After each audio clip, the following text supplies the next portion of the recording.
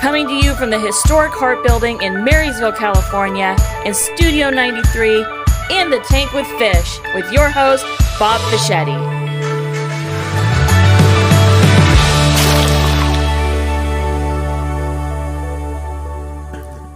Hey, this is Fish, and one more time, we are in the tank.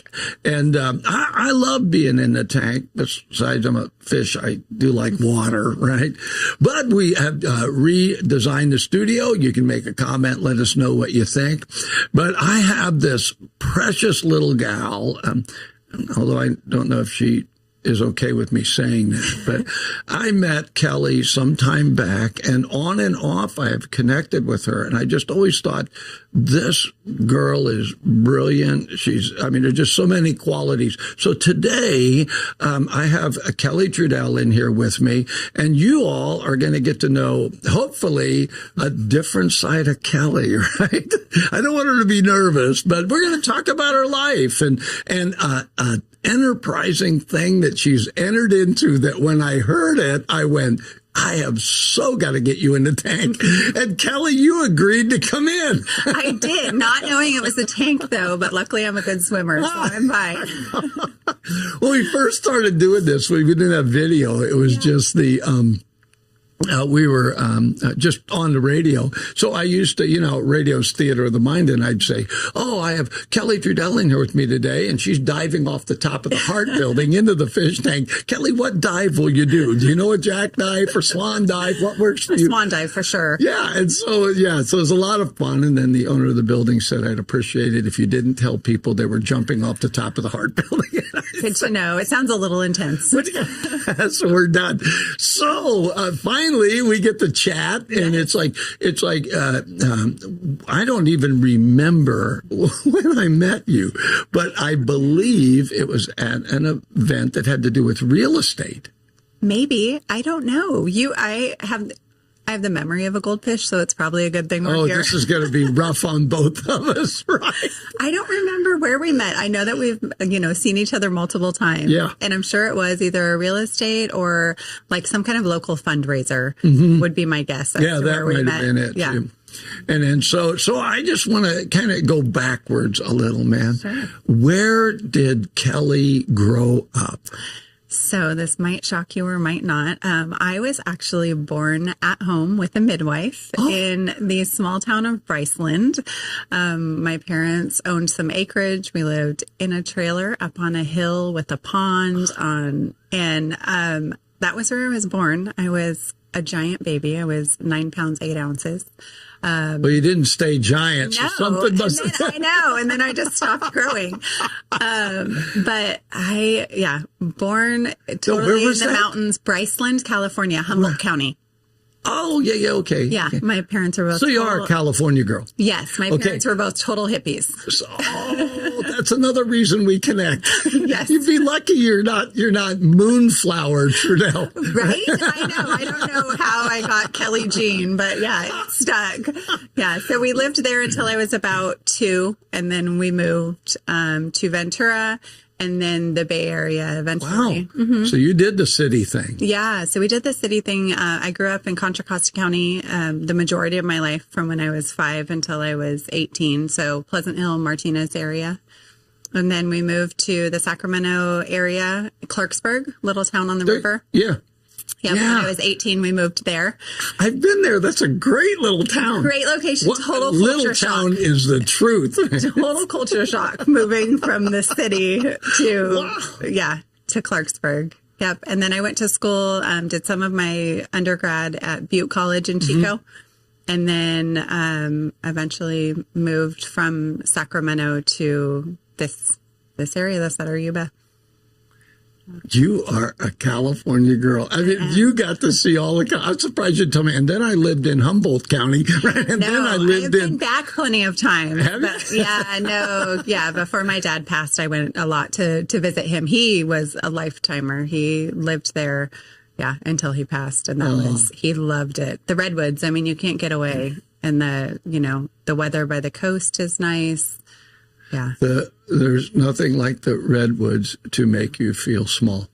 Yeah. It's just, they are giants. Yeah. And have lived much longer than you have or will, right? Yeah, And they it's put everything kind of in perspective. yeah. And it's like, I'm sure God had a plan here, right? This turned out this way. Yeah. So you got a little bit of that Carly Simon look going Do on I? this morning. You do. You know who that is, right? Yes, I do. I'm guessing because, right, Yeah. and it's like, so I'm just going to ask you, what's your music flavor? What do you like? So I grew up country. Yeah. I could probably, don't ask me anything else from high school, but I could probably recite every country song from the 90s.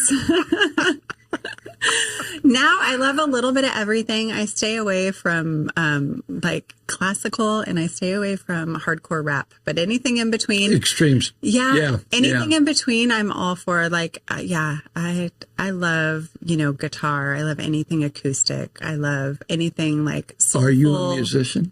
No, I know. I tried to learn guitar once and it did not stick. Yeah, I know. I Can could you probably sing? try again. No, I mean terribly. Well, we're going I to can. find It's out. just Somebody off-key. get me a Yeah. guitar. 1, 2, We're going Yeah, there will be no singing here today. So when did you actually end up here in Yuba City, right? When did that happen? Yes. So we moved to Plumas Lake just after our first was born. So I have 2 boys, a 12 and a 14-year-old. And so we've been in the area for 14 years now. It's an easy way to figure out when I moved here. You have teenagers. I have teenagers. Lord help me. Although, no, they're my favorite humans on the planet. They really are. I have such good boys. We went through a little bit of a teenage hiccup last year with my 14-year-old and just sassiness and he's little back. boys get chesty. Little girls get mouthy, but they're teenagers and they're wanting their independence. And you're trying to explain to them, I want you to have your independence, but I want you to earn it so that you'll be okay. Yeah. I'm a good mom. I want you to have that, but I'm not going to hand it to you and have you mess it up. So no would be the answer right now. Right? And it's like their teenagers are like, you're ruining my life. Totally. Boundaries are tough, right? And even boundaries out of love are tough. Yeah. I read an That's article. very cool. No, I read something that totally helped through the teenage years. And that was that we, in the time of tribes, we were supposed to leave our families as teenagers and we were supposed to go off and create our own family. And then we came back. So we are made to think that our parents are the stupidest people we know in our teenage years so that we leave the nest and then we come back. And that was, there's been some headbutting. However, sending a 12 or 14-year-old out in the world it's now not an option. You can't give them $150, a new suit, tell them to get a job, right? That's not going to happen. It's not happening. Well, I had boys and 2 boys, and they're now, much older. Pablo, my oldest boy, just turned 49. Oh, goodness. I know, I can't believe that. And my youngest boy has 3 boys. And I'm like, was there no girls allowed in the Fischetti family, Maybe. right? And but I do remember their teenage years and helping them understand they had a lot of life in front of them, that their life wasn't junior high or high school, but it's the life they could see at the time, And then, and I always, so you were a single mom. You did the single mom thing, right? Yeah. So that's a very difficult thing, being mom and dad. Yeah. That's just like huge. Yeah. And when I had the preschool, I had Mother Goose Preschool and Basics and Beyond, all of a sudden we just had this rash of single moms. It was like, I don't know what just happened, right? Yeah. But man, it helped me understand, I have to work and I still have to raise them and blah, blah, blah. And it's like, okay, so your mom duties didn't end. We just threw dad duties on top of it. And it's like, okay, this is rough. Right. Yeah. Well, and I have to say the boy's dad is around and he's he's a super great dad. We have split custody. And so, but that's not always. No. And being a single mom with a single income is like extra challenging because then you also have a household to upkeep and gas prices went through the roof and groceries went through the roof and and that to stay afloat in this economy as a single parent with, a solo income was challenging. So right after this, we'll take up an offering for the impoverished Trudell family. No, You know what I mean? What It's we're like, about to talk about has totally kept us afloat. exactly. And so we're going to go there. But I just want to go down one more little road here, right? Because we're going to talk about you being entrepreneurial, because I really want to encourage people, no matter where you're at. There's something about, and I'm going to out you right now. Okay. Can I do that? Yeah, go for it. So I'm talking with Kelly, and she starts telling me that she was, during COVID, she was doing interviews, right? With local, she's doing what I do. And I said, basically had we your job. are so going to do Regis and Kelly. Only it's Fish and Kelly. Yes. Might change her name to Guppy, Fish and Guppy. I don't know. Guppy, that's fine. Fish and, no? Yeah, there you go. Just saying. but it's that the reason I even bring that up is there are things that we find out that we do that we love, but we don't always think that's my job, right? Yeah. And then there's things that we get an idea and then we follow it. Yeah. And so just a little bit, what has been your work history coming up to this? And then we're going to talk about Okay. it. Eclectic or... Yeah, I have quite a bit. So I did kind of a little bit of everything. High school, I babysat and waited tables. And then college, I was actually a regional manager for Curves, the women's gym, which was super fun and just a great environment. And then I went to school to become a respiratory therapist. So when I graduated, I did that for 5 years. And then I went back after our first was born. And then after our second was born, I got postpartum depression pretty severely. And I've heard of that. Yeah. And it was tough. That is rough. Yeah. Like this is normal me. No I was reason. not normal Yeah. me. Yeah. And there wasn't, so that was really challenging. So I took some time off. I stayed home. I was married at the time. So that was amazing that my husband we had his income. And then right around when I was feeling like, okay, I'm ready to go back to work, our oldest was really showing signs of autism. And so we just thought, we can swing one income. I'll stay home. He needs the consistency. He really did well with that. And so we got him diagnosed pretty early. He was 4.5 at the time. Early intervention. We did ABA in-home therapy. 3 to 5 days a week. Somebody was in our home doing therapy, but night and day. And then, so when I decided I was kind of ready to go back to work once he was in school and our youngest was in preschool, I actually drove by this firefighters wanted sign in East Nicholas. Wait. I know. I don't know if you know this. Is this going to happen? Are you going to tell me you're a fireman? Yeah. Yeah. So I don't know how my respect for you could get any higher than it is. You are an amazing gal. Thank you. You just have taken life by the horns, even with the stuff you've gone through. Yeah. And I kind of just follow what feels right. Well, my hope is whoever watches these videos, when I have somebody on and they've had challenges, I had a married couple on talking about, everybody, if you saw them, they have this incredible marriage, but they had struggles. Oh, yeah. And so you're sitting here and I'm thinking, I hope some poor gal that it's like, I'm going to be a fireman. Come on, okay, I got to hear it. Tell me how that happened. So before I could chicken out, I called the number on the sign because I do this, this thing where I'm like, I could easily chicken out. So I call the number on the sign, and wouldn't you know it, because it's East Nicholas and it's a small department. The volunteer chief at the time answers, and he's like, yep, drills tomorrow night. It starts at, 6:00. Come on down. We'll see you then. And I was like, oh my gosh, they just let me be a part of this. So I go, well, I have a medical background, right? So they're like, respiratory, I was a respiratory therapist in the neonatal ICU, ER. I mean, this is, I can see this fitting, Yeah. And so I loved it. I dove in. They were like, here's what you need to do for training. It was like, I gobbled up everything I could. And, I truly loved it. And so I did that every day. I would drop the kids at school and I wasn't working. And so I would go over and I would volunteer at this firehouse and I would run calls with the engineer that was on and learn everything I could about the engine and the tools.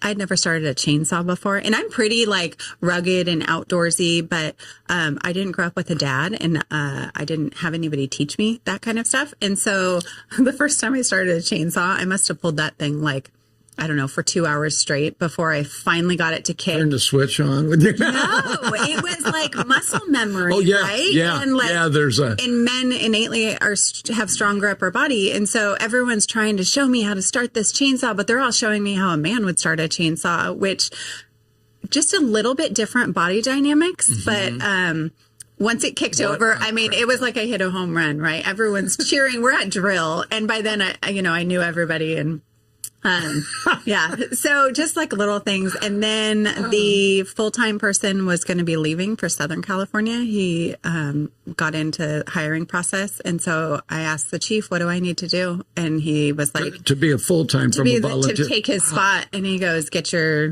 driver operator. So I did. I went to Wheatland Art Paquette, Chief Paquette down there, does the driver operator class. So I had already been driving engines, but I got my cert, and then I went to DMV and got my fire apparatus operator. And then I just kind of took off. I got that position as the engineer for South County, so East Nicholas, Pleasant Grove area.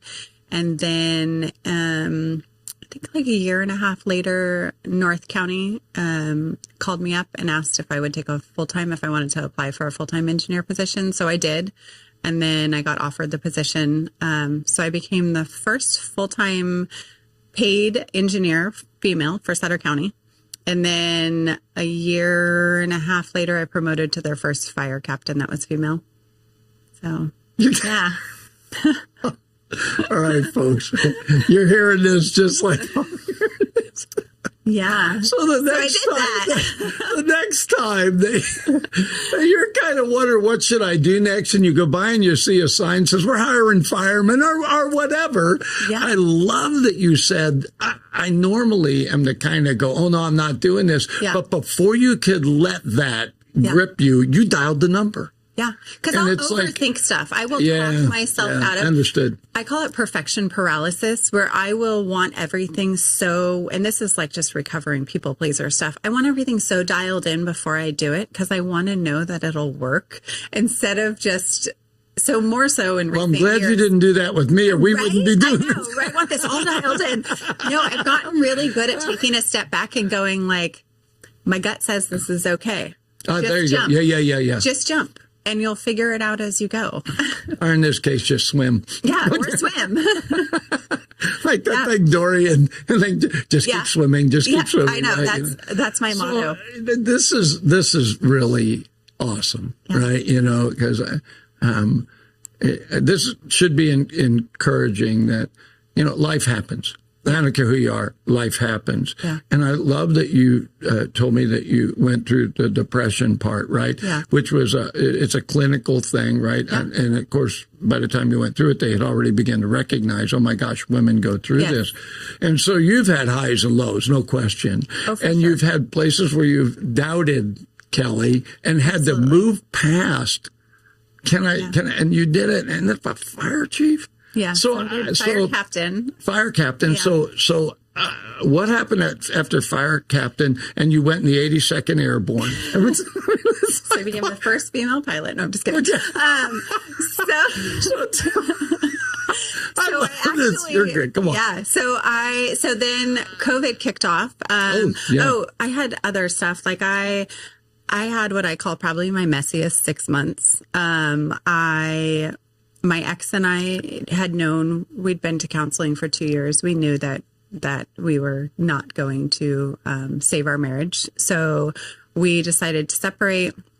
We separated households. And that's another rough one. Extremely rough. The hardest thing I've ever done was telling the boys. It. Hardest thing was openly breaking our kids' hearts. That was gut-wrenching as a parent, to know that we were going to hurt them in the process. And I give us kudos because we said from the very moment we knew that we were separating that the boys would be first, that they would never be our pawns. That's such a key. I've done 30 years of marriage counseling, walking people through that. And it's like, look, you can't make something that isn't. Yeah. It's that integrity and honesty that says it's a conclusion you come to. Yeah. But if you come to that conclusion and you have children, how will you make sure that it doesn't change for them. So the traditional family, crazy as this sounds, doesn't actually change. There's still a mom, there's still a dad, and they still love the kids. But unfortunately, not all of them end that way. So kudos to you two for walking that out and making it about those boys, because their life is going to be totally different because of that. And that's really good. Yeah, absolutely. And he's still around and still. Yeah, and he's a great dad. He really is such a good dad to the boys. They love us both, and I always jokingly ask which one's their favorite, but they'll never tell me. But yeah, so we had that. During that same time, I lost my dad to a very short battle of with lung cancer. Wow. So I moved houses, got a divorce, lost my dad, put our super old boxer down like the next month, and then just like all of these things, and then COVID kicked off. And I don't know if I'd ever felt more alone in my life. That was, I say this openly and unapologetically. COVID was the way COVID was handled, because they admittedly didn't know what to do. Yeah. But to separate us from one another was the worst thing that our government could do to its people. Absolutely. Because now we're dealing with, it wasn't just the disease, it was the way that you handled it. And now we're dealing with more suicide than we've ever had, more things. And they don't realize we are not created to be isolated. They call them hermits, and they're very few, right? And it's like, so that was really rough. And then here you are in the middle of stuff to go through that. So. Yeah, I was in the middle. I had now transitioned to being a single mom. I got all the critters in the separation. So I was working 48, 96-hour shifts at the firehouse. So you were still doing the fire at that time. And I was having to hire a pet sitter to come in and watch the dogs. And the boy's dad took, the kids. But then if I got mandated for a shift, then I was having to figure out, what am I going to do with the kiddos? Because those are my days. Let the dogs watch them. You totally watch each other. So that was super challenging. And so my mom actually came down from Oregon, and she stayed for a few weeks to kind of like help us transition, because the kids were homeschooled, right? Like they pulled the kids out of school. And so a lot of challenges, and I just, I was unable to continue at that rate in fire. And so I, had just purchased a house and thought maybe lending. So lending was my next job. So I got my license and started doing. You do realize that at this point I can say, all right, I'm pretty sure nothing is impossible for you. No, I really don't think so. You really will take the challenge. Yeah. And it's not about the success. You have that innate ability to see it as an adventure. Yeah. And so it's like, I'm going to remember this. Oh, firefighter, I'm going to call. And now it's like, lending. Did you know anything about lending? I knew nothing about lending. I did not come from, I know, this is me. Hi, this is me. I did not come from a lending family. I didn't come from a real estate family. Oh my gosh. I had no idea. I have always been good with numbers, and I'm pretty intelligent. And so I was like, I could figure this out. And so I did all the classes. I took the test to get my state licensing. I passed the first time. And that was kind of my thing, was like, so I was still holding on to fire. And I told myself, if I pass the test the first time, then I'm okay to leave fire. Like, this is my new avenue. And so I passed the first time, and then it was like, oh, crumb, now I've got to follow through. Right? So I did. You make these commitments to self, don't you? Totally. I totally do. Yeah. And I'm very much like an internalizer. And so, that's awesome. Yeah. Man. So I did. So I started lending. I got hired on with Guild Mortgage, and they've been around 60 years. And so I thought. I don't mean to interrupt you. So lending is not like real estate, where you can be a real estate agent, right? Lending isn't an independent thing. I mean, unless you had a lending company. Yeah. So or you could when be you like took a the broker. test, you knew you'd go to work for somebody. Yes. Got it. Yep. Okay, go ahead. Yeah. So I knew I'd go to work for Guild. They were going to be my sponsor. Oh. And so I've been with them. I did Boomerang. I left Guild for a short 6 months and went with another company. And then I quickly came back to Guild. I love their systems. I love their people. They're very like family oriented. And just, I loved our team. And so I came back to Guild after a short stint away and have been with them. I'm still with them full time. So I do home mortgages and refinances. It's been really neat I've gotten some people in Paradise back into homes. You tend to, I think, draw in your people. And so I'll fire people. Like if people are mean, I just say, I don't think we're going to be a good fit. Because the older I get, I'm 40, I'm 43. I don't want to work with mean people, and I don't want to work with, people that are dishonest I hate to tell you this, okay? There's a thing called the more so disease. Yeah. And it means the older you get, if you don't change, you'll be more so. Yeah. And you and I are on the same page. Yeah. I don't want to work with people that are mean or when I don't want to do that. Yeah. Life's too short. Totally. And it's like, I'll pray for you. If I can help you, I will. But honestly, the atmosphere, even with 93Q and what we're doing now, Studio 93, and that, everybody here is here because they want to be. Yes. And so when you join the team... When I become the minnow. When you become the minnow, we are going to have a blast. Yeah, I think it's just something you learn as you get older. Honestly, younger me was so much more of a people pleaser that I would be in uncomfortable situations just because I didn't want to make waves and now I'll just politely excuse myself from the situation. And I really think that that's something that I love about this community. I feel like we just have a good community. And we don't have that many situations. No? There's so many people that are cooperative and LPFMs, which is what our radio station is. They mostly don't succeed. They're very hard because they're a nonprofit. You have to raise the income for it and blah, blah, blah. And because people are used to commercial radio, this is a very hard concept to understand. Yeah. But because this is community radio fits here. Oh, absolutely. It fits. And so, it's like the niche. And then when you, during COVID, decided to do radio stuff without me, Kelly. I had no idea. It's like you get a glimpse of what I see and love. That we do these interviews. I'm booked all the way through, the rest of this year for the 8 o'clock, the 7 o'clock's getting booked, and I'm starting to get these filled up, right? And so I really need help. And if somebody cared about me at all, here we go. This is where you're going to try and guilt me into it. Folks, please send us an email saying, I think Kelly should help fish.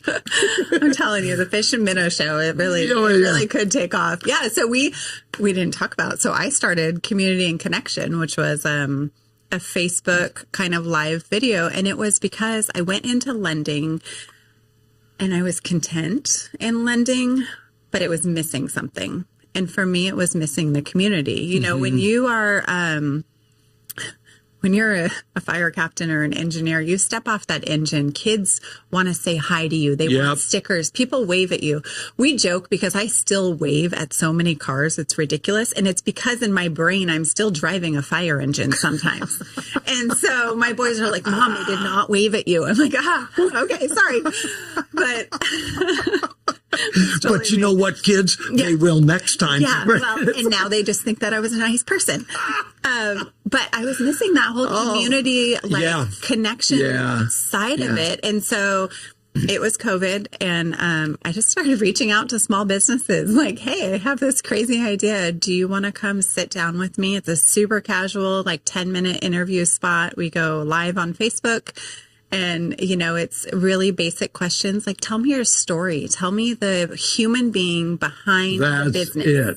Yeah, because you want people, this community will love on you if you let them. But if they don't know you. That's true. Yeah, that's true. They will love on you if you let them. But if they don't know you, if they don't know that you're hurting, if they don't know that you've changed your business hours, if they don't know that there's a new owner that's revamped and redone a menu somewhere, all of these things, then people don't know that you need the support. But in this community, if you say you need support, people show up and they show up so big. And it's all different little groups. It's not one group. Yeah, no. Because I remember during the fires, all the different groups that got together from this community to reach out to the people of the fire, and then in this community reached out to invite them here. I mean, it was absolutely amazing. And it wasn't like they all talked to each other. No. Just people out of their hearts got up and did stuff. And for us, here, we kept trying to push and promote, right? Look, we're community. I mean, 10 years now. Yeah. I've been saying we are a community, right? You live on an island. Everything's farmland around you, right? Let's get along. Mm-hmm. And I know that when our society was going through a lot of the stuff that was very difficult for us to, I mean, it reminded me of the quote unquote tumultuous 60s. It really wasn't a lot different, right? And so, I'm listening to that and I'm watching our community continue to be gracious, caring, reach out to one another. And I'm like, I love living here. Yeah. I get to be, John McCain started LPFMs. Okay. He fought for them because he said commercial radio, they'll come to an area and they'll buy up all the airspace, right? And it's not wrong because it's commercial radio. It's paid for by commercials. But they end up doing a lot of national stuff because that's where the money is. Yeah. And he said, we have to allow the community to have a voice. Well, public radio is supported through government funding. Yeah. So they created this space for nonprofits. And so the mandate was educate and inform and give the community a voice. And I was working talk radio. I went, I can do this. Sign me up. It's like it's like the fire department. I saw the number, right? Before you talk yourself out of it. and I meet person after person after person. And now I'm just sitting here totally enamored, right? And I'm like, where has this girl been? Yeah. Because it's that heart that gets it, that says we really are one. Yeah. Right. And we can help each other and we can make a difference. And whatever Washington or Sacramento's doing, I'm grateful. I hope things get squared away, but I don't want the influence to come here. I want what we're doing in this community to go out. Yeah. And that's why the opportunity to do this, to interview ones like you that have had real life experiences, not always easy, not always what you would have wanted, took a chance and wrote a number down and called it. And then even during COVID, being able to recognize this isolation isn't good. I want to do something. Yeah. And without anybody coming in and saying, well, come on down to 93Q, I'll produce that show for you, which I would have, right? Had I known. We could have used it. It was very low production value.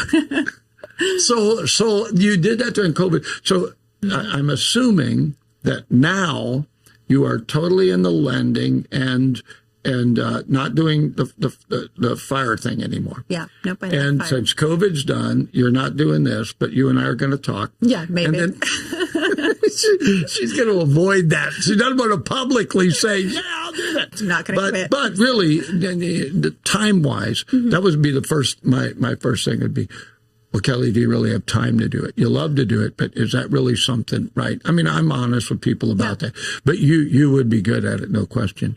So now we're going to talk about how the last conversation I said with you, I'm like, I can't believe this, right? And you said, I have a bread company. And I said, you have a bread company? I said, like it fits with anything else in your eclectic life. But, right? So tell me, how did Kelly end up as, is it called Kelly's Bread? No, it's actually Bear Creek Artisan Sourdough. And I know. So let's see. That little country girl thing's kind of coming out in Bear Creek. Right? Yeah. Bear Creek. So the economy was not kind. The housing market was not kind. And the bread company started a couple different ways, both out of, necessity, desperation, and love kind of is where it was born. And we launched, I've always loved to bake. I grew up baking. I was the baker in the house, but I had never made bread, much like I had never lended, much like I was never a firefighter. There's a pattern here. I had never baked bread. You've never really done radio and TV. Yeah. Yet. Yes. Go ahead. I also have not done that. So I got starter from a friend who it came from Seattle, and then it was in Oregon, and then it made its way to my house. So sourdough starter. Okay, let me just interrupt. There used to be a thing. I'm just wanting to know what starter is, okay? But I remember my wife got this starter, and it was called friendship bread. And so, so the starter then that you got from somebody else, you could continue to make bread and actually share that with others. Yes. So is that what sourdough it's the same. starter? Yeah. So, okay. Sourdough is actually the oldest form of naturally leavened bread. So sourdough has been around for centuries. I think it made a comeback during COVID, and I was even late to that train because I didn't start making sourdough until about a year ago. So I got gifted this starter, which is just essentially like wild yeast. So it's water, flour, and then it pulls in the bacteria and wild yeast from the air. And then it creates a natural yeast, and that's how you make the bread rise. It breaks down, it creates CO2, and it makes the bread rise. So I got this starter. Funny enough, the gentleman that I got it from had never made anything but pancakes with it. Sourdough pancakes was like his jam. That's all he'd ever made. So I get this, and I'm like, I'm going to skip pancakes and go straight to the hardest thing, which is sourdough bread, because that's me sometimes. And so you love a good challenge. I do. I really love a good challenge. Yeah. And I love like anything. It pulls you forward. It does. And anything that gets like my hands dirty, anything that I can like really jump into and be creative with and kind of put a little piece of me in is always like, I'm going to be drawn to it. So I get this starter. You are drawn to right? You're like saying all the right things. I'm sitting there. It's like, this has turned into a job interview, and I hired you in the first 2 minutes. Wait, so go ahead. I'm sorry. No, just kidding. So nobody's taught me how to make bread. I watch, 100 videos on how to make bread. I make probably 20 hockey pucks that are terrible loaves of bread, door stoppers. I'm not gifting these to anybody. Like kids are like, great, we're eating flat bread again.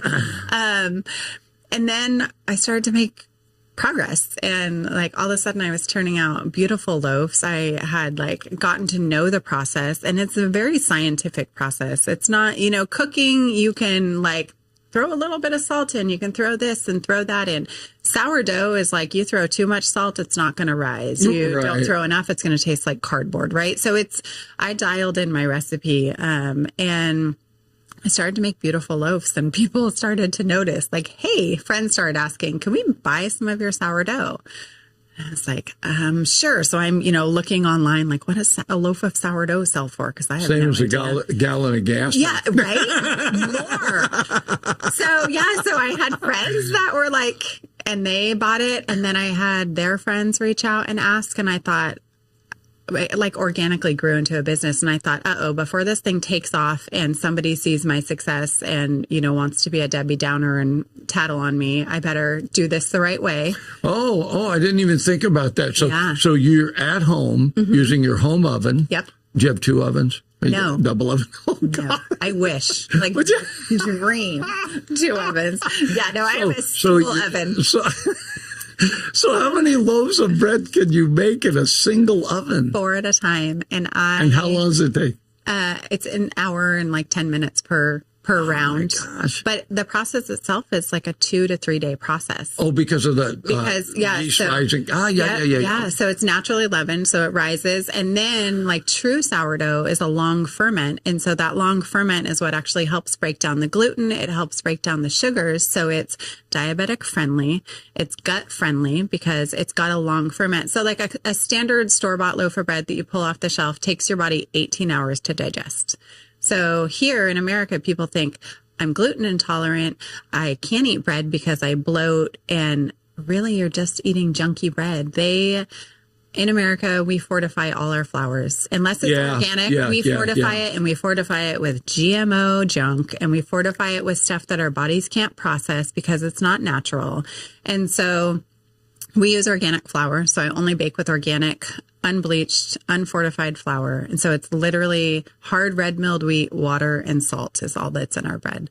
So I thought, okay, I'm going to reach out and see like what I need to do to get my cottage license so that I can legally be baking at home and selling. And so I reached out. I don't want to keep interrupting you, but I want to make sure I understand. I know that people are watching. So what kind of license did you say? So cottage license. Yeah, what is that? So cottage allows you to bake out of your home. So you have two options. You can either be cottage licensed, which you fill out an application. I'm in Sutter County's district. So I'm Yuba City, but in Sutter County.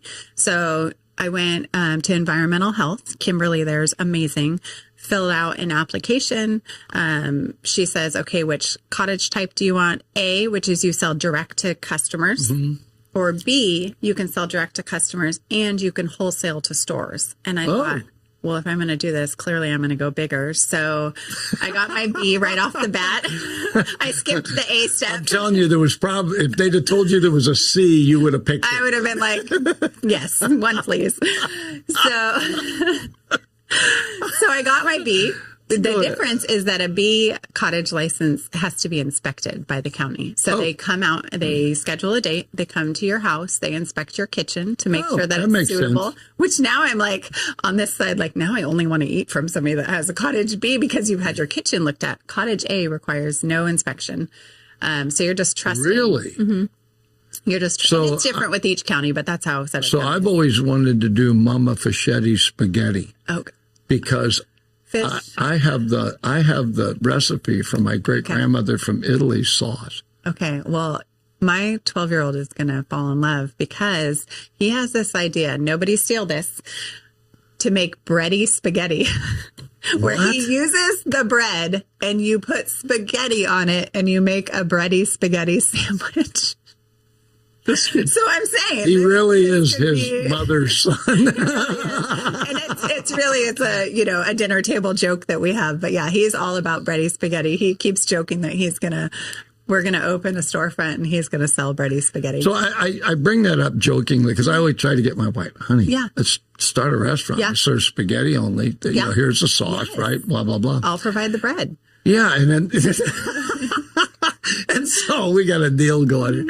So the reason I asked that is so when you went to get the license, you specifically went to bread. So my question is, if somebody's, watching, it's like, what if they don't want to do bread? What if they wanted to do tacos? Or what if they wanted to do, you can do is it the same? Oh, so there's, okay. There's a list and those lists go off our state. So whatever state has approved. So like, for example, I make a jalapeno cheddar loaf. Uh-huh.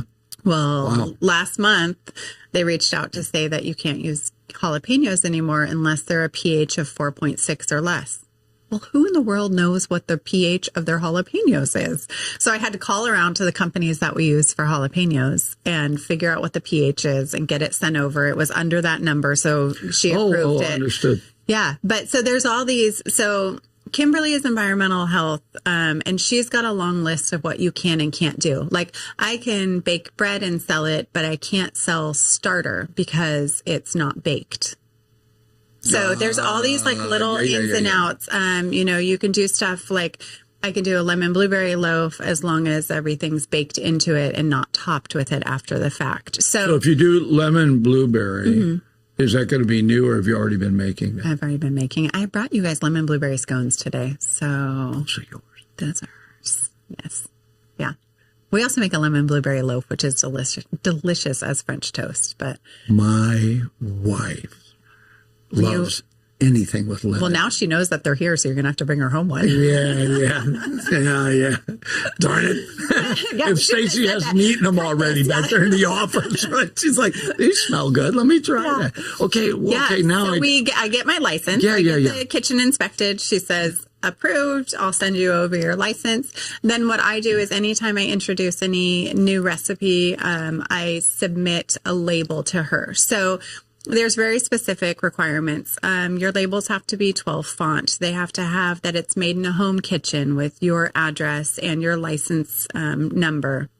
They have to have, your common allergens listed. So wheat, eggs, dairy listed. And then other than that, like I turn them in, she says, yep, you're good. So we've grown. So we officially launched August 1st of last year. My birthday. Is it? August 1st is my birthday. Well, happy birthday. We launched on your birthday. Happy business. So yeah, we launched, and really it was that lending was slow, and I saw the opportunity that if bread was going to be so popular, why not use that to supplement some income? And this community showed up huge. I mean, by week 2, we were selling out. So we run off like a home bakery model where we do everything is pre-order and then it's porch pickup. So you place your order with me. It's only me. And then I give you your pickup date and then you come pick up your items. They're labeled with your name on them. We sell out, we book up. We're about 7 to 10 days on turn time. So if you order, it's a week to a week and a half.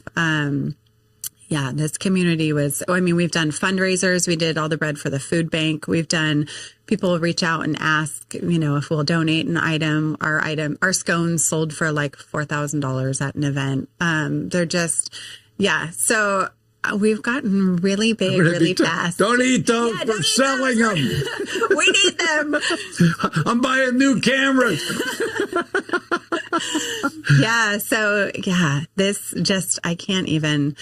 This community has been amazing. We're going to run out of time, darn it. Yeah. So we need to do something. To be continued. Yeah. So would it be, not that you want to, I'm afraid to suggest things with you. Okay. Right? It's like it's probably already been suggested. All these international bread works, right?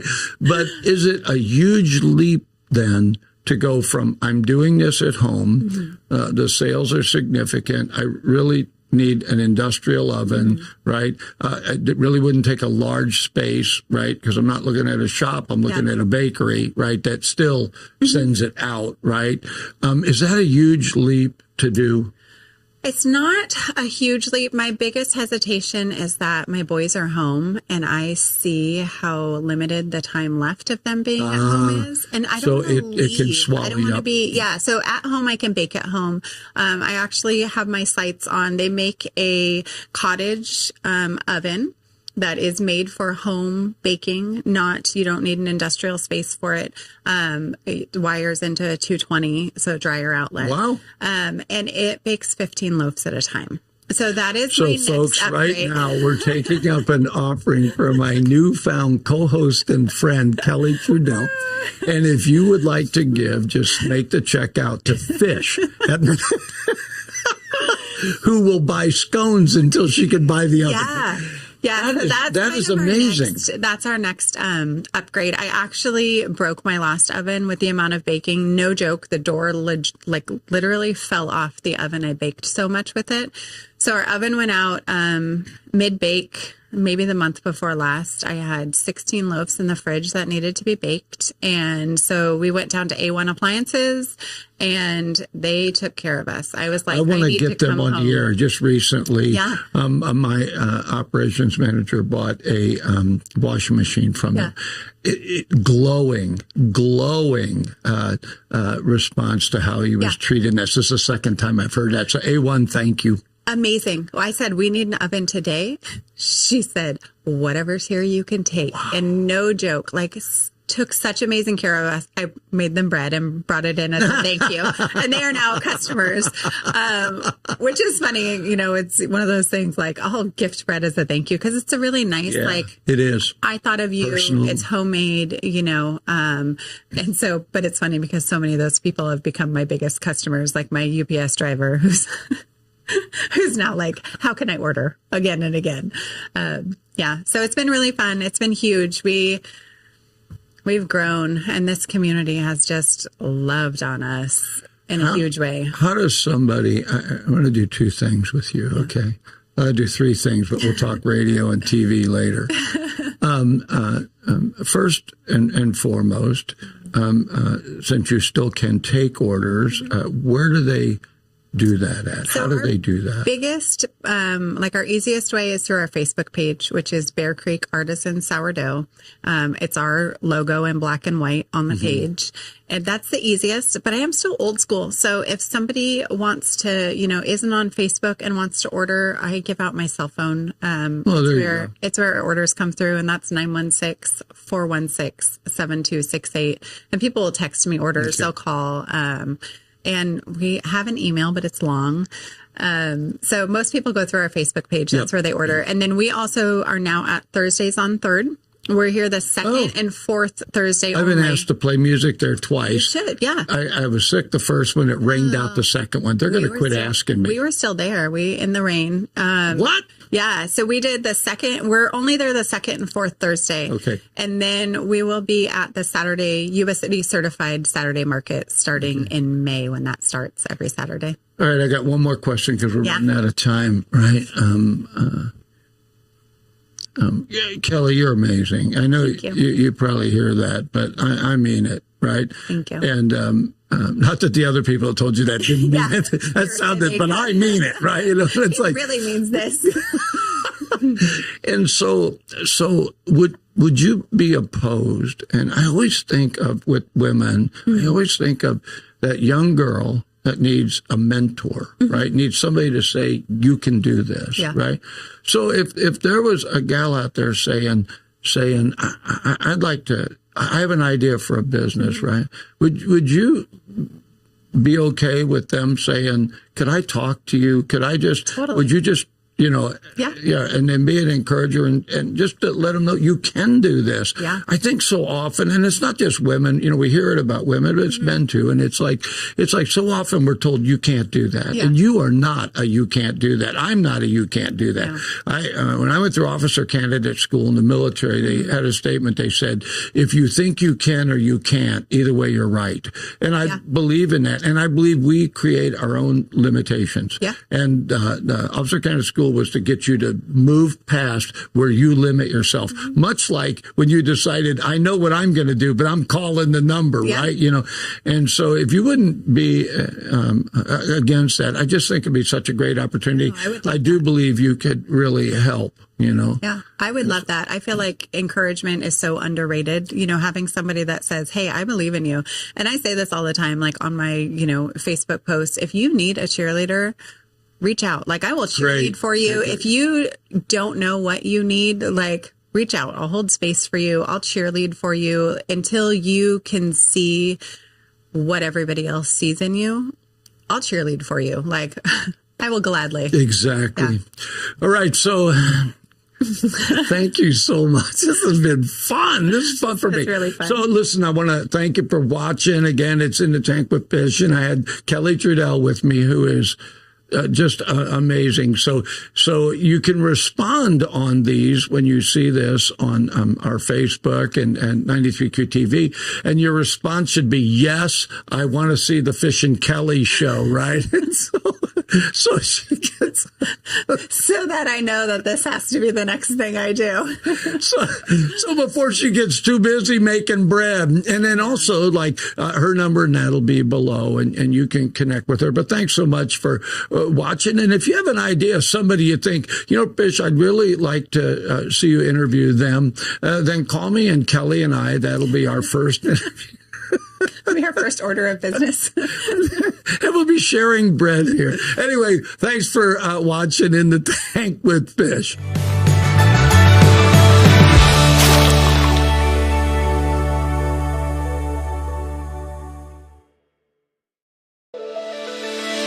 Coming to you from the historic Hart Building in Marysville, California.